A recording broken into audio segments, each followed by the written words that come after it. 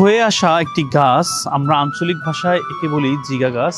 এখান থেকে দেখতেই পাচ্ছেন তার অর্ধেক অংশ কিন্তু পচে গেছে, বের হয়ে গেছে। এখান থেকে আঠা বের হচ্ছে, একটা অদ্ভুত স্মেলের আঠা। তারপরেও গাছটি স্বমহিমায় বেঁচে আছে। এই শীতে তার সমস্ত পাতা কিন্তু ঝরে গেছে। সবকিছু হারিয়েও সে কিন্তু বাঁচার অদম্য ইচ্ছায় দাঁড়িয়ে আছে এখানে। আপনি চাইলে এখান থেকে শিক্ষা নিতে পারেন। আপনার যে কোনো সমস্যায় আপনি এখান থেকে শিক্ষা নিতে পারেন। আপনি যতটা ভেঙে পড়েন না কেন, এই গাছটির দিকে একবার তাকান। অর্ধমৃত একটি গাছ, কিন্তু তারপরেও স্বমহিমায় সে দাঁড়িয়ে আছে বেঁচে থাকার আশায়। শীতের শেষে যখন বসন্ত আসবে, এই জিগা গাছে নতুন করে কুড়ি গজাবে, সেখান থেকে আসবে নতুন পাতা এবং তার যে খাদ্য সেটি প্রস্তুত হবে।